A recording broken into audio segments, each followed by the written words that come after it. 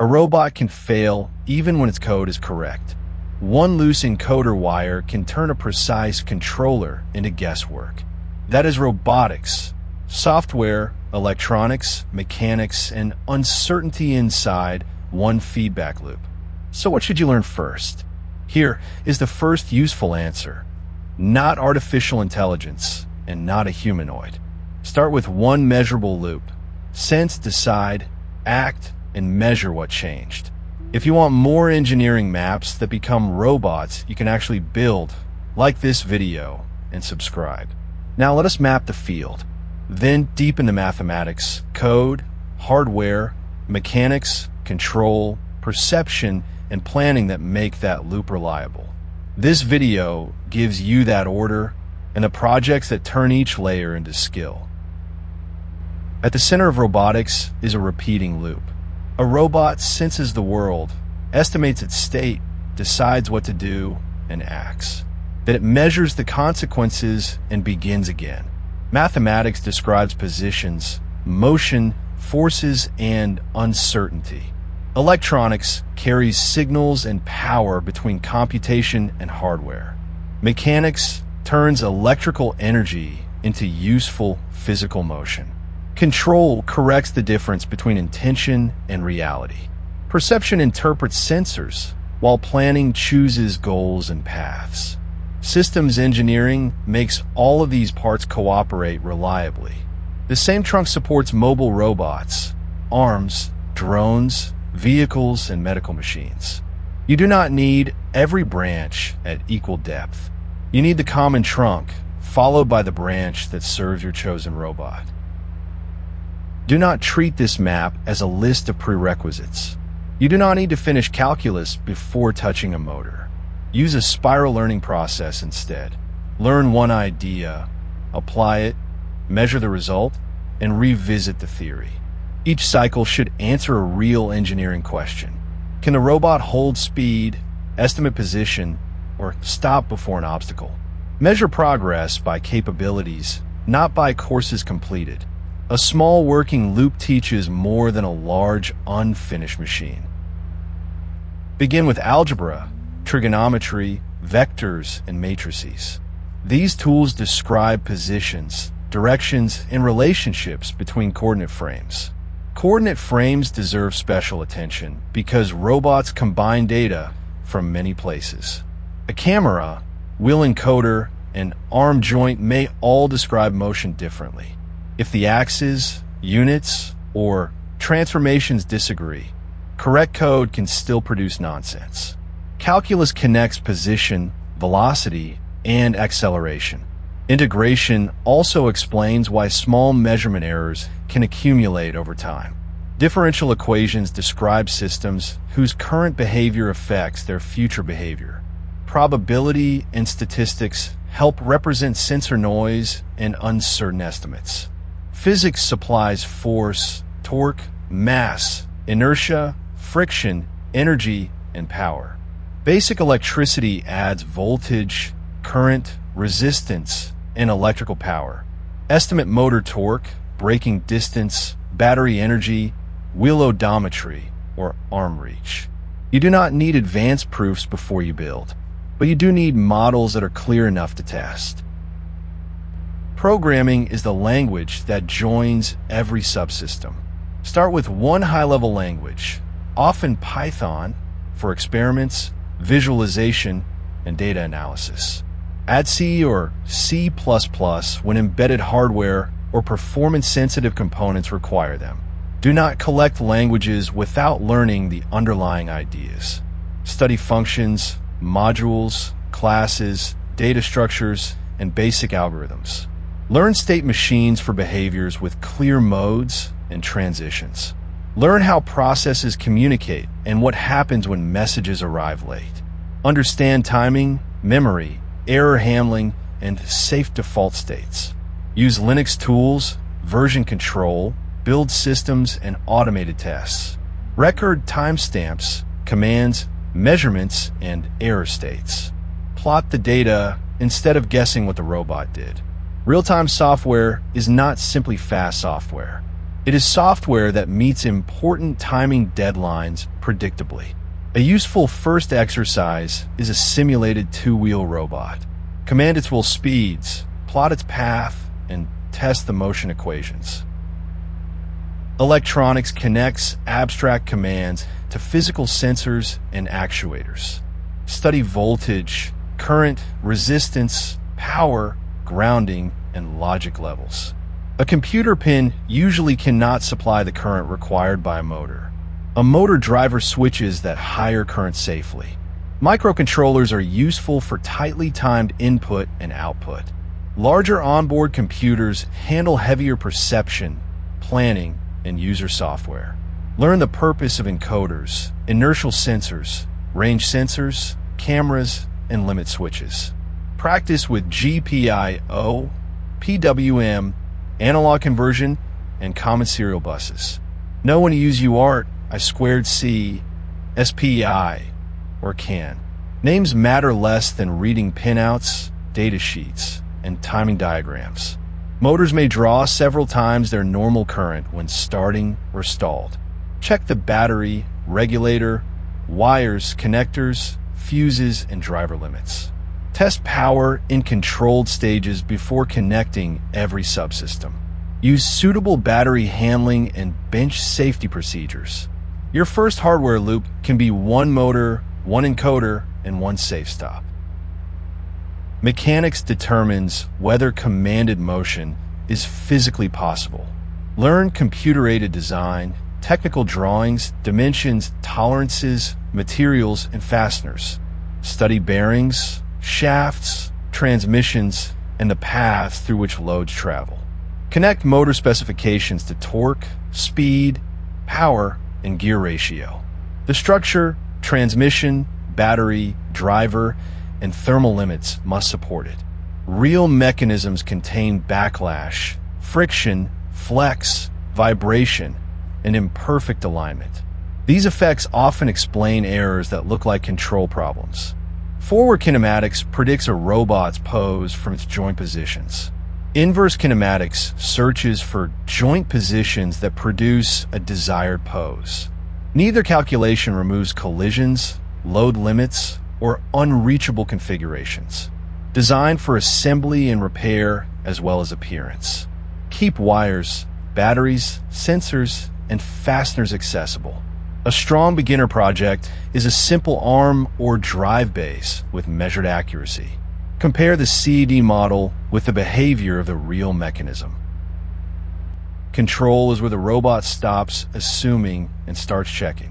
In open loop operation, the system sends a command and assumes the result. In closed loop, it measures the result and corrects the next command. Define a target, measure the current state, compute error, and apply a correction. Proportional control reacts to the current error. Integral control can remove persistent bias, but it may accumulate while an actuator is saturated. Derivative control responds to change, but noisy measurements can make it unstable or ineffective. Together, these terms form the familiar PID controller. PID is foundational, but it is not a universal answer. You must also understand sampling, delay, filtering, saturation, stability, and actuator limits. Aggressive gains cannot repair loose mechanics or an unreliable sensor. Start by controlling one motor's speed or position. Plot the target, measurement, command, and error. Compare rise time, overshoot, steady error, and response to disturbances. Later, study feed-forward, state space models, trajectory tracking, and optimal control. The key habit is to connect equations with measured responses. A sensor does not report perfect truth. It produces a measurement with noise, bias, delay, limited range, and occasional failure. Calibration tells you how that measurement relates to the physical world. Timestamps tell you when it was true. Coordinate transforms tell you where it was measured. Filtering can reduce noise, but excessive filtering also adds delay. State estimation combines measurements with a model to infer what cannot be observed directly. It asks where the robot is, how it is moving, and how uncertain that answer is. Wheel odometry is useful, but small errors and will slip make it drift. Inertial sensors react quickly, but their bias also accumulates. Combining sensors can reduce particular weaknesses, but it does not create perfect knowledge. Localization estimates pose relative to a map or reference. Mapping builds a representation of the environment. SLAM estimates a map and the robots pose together. For cameras, begin with image geometry, features, depth, and lighting. Then study segmentation, recognition, and learn perception when the task needs them. Machine learning is powerful, but it does not replace calibration or careful evaluation. Planning converts an estimated state into purposeful motion. A behavior layer decides what the robot should attempt. A global planner proposes a route through the larger environment. A local planner reacts to nearby obstacles and changing conditions. A trajectory generator creates motion that respects speed, acceleration, and geometry. Finally, the controller tries to execute that trajectory. Useful foundations include graph search, sampling-based planning, optimization, state machines, and behavior trees. Learn what state, action, goal, constraint, and cost mean. The shortest geometric path may be unsafe or impossible for the robot to follow. Machine learning can support perception, prediction, or action selection. Imitation and reinforcement learning are advanced branches, not substitutes for basic control. Simulation helps, but real friction, latency, lighting, and noise create a simulation to real gap. An intelligent decision still depends on reliable sensing and physical execution. A robot becomes useful only when its components work together. That makes systems engineering a central robotic skill. Frameworks such as ROS can provide communication patterns, visualization, recording, and reusable tools. They are infrastructure, not the robot's intelligence. Learn how components exchange continuous data, requests, and longer-running commands. Define every interface with units, coordinate frames, timestamps, update rates, and failure behavior. Use simulation for rapid iteration, repeatable tests, and dangerous edge cases. Then validate each assumption on real hardware. Record runs so failures can be replayed and compared.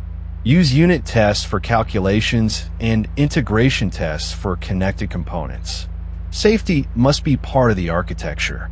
Provide an emergency stop, safe startup, current limits, speed limits, and workspace limits. Use watchdogs so lost communication leads to a controlled state. Test on stands or inside exclusion zones when motion is hazardous. Integration should happen throughout the project, not during the final weekend. The fastest route through the map is a ladder of complete projects. Each rung should add one major difficulty while preserving the earlier skills.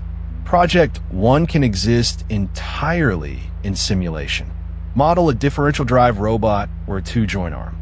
Practice coordinate frames, forward motion, plotting, and automated checks. Project 2 connects one sensor to one actuator. Use a microcontroller, motor driver, motor, encoder, and protected power source. Measure speed or position and close the feedback loop. Document the wiring, current budget, response plot, and safe stop method. Project 3 is a complete mobile base. Add teleoperation, wheel odometry, velocity control, logging, and battery monitoring. Test straight motion, turning, repeatability, stopping distance, and will slip. For manipulation path, build a small arm and measure joint accuracy instead. Project 4 adds autonomous behavior. Calibrate a range sensor or camera. Add localization, route planning, obstacle handling, and recovery behavior. Evaluate the system with repeatable trials, not one lucky demonstration. Project 5 is a focused capstone. A mobile robot might deliver an object between several known locations. An arm might detect, approach, and pick a set of known objects. A drone project should solve estimation and control in simulation before guarded flight tests. A human-facing robot should make commands, feedback, limits, and recovery easy to understand. For every project, keep a concise engineering record. State the goal, architecture, assumptions, tests, failures, and fixes. Include schematics, plots, source code, and a short demonstration. A robot that works once is an anecdote. A robot that passes defined trials is engineering evidence. Let each measured failure choose the next subject you study. The first trap is trying to learn every field before building anything. Choose a small capability and learn the theory required for that step. Another trap is beginning with a humanoid or a complex autonomous vehicle. Start with one controlled axis or a simple two-wheelbase.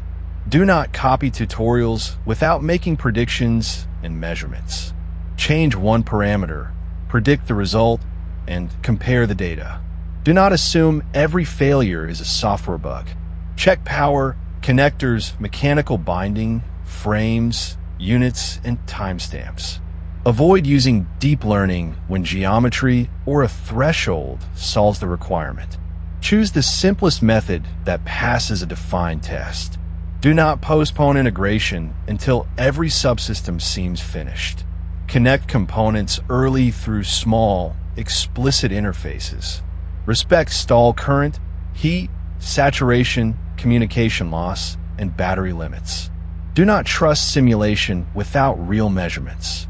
Test failures deliberately by blocking motion, delaying messages, or removing a sensor. Finally, define requirements before judging success. Payload, accuracy, runtime, speed, and stopping distance should be measurable. Clear requirements turn random tinkering into engineering. The map is broad, but the route is clear. Learn enough mathematics, physics, and programming to model a small system. Connect one trustworthy sensor to one controllable actuator. Close the feedback loop and measure the response. Build a complete but simple robot. Then add estimation, planning, and the specialization your goal requires. Robotics mastery is not memorizing every algorithm. It is learning to diagnose interactions between software, electronics, mechanics, and the physical world. So choose one measurable behavior today. Build the smallest complete sense, decide, and act loop that can demonstrate it. Measure what happens, improve one weakness, and repeat. That is how the map becomes a path, and how a project becomes a robot.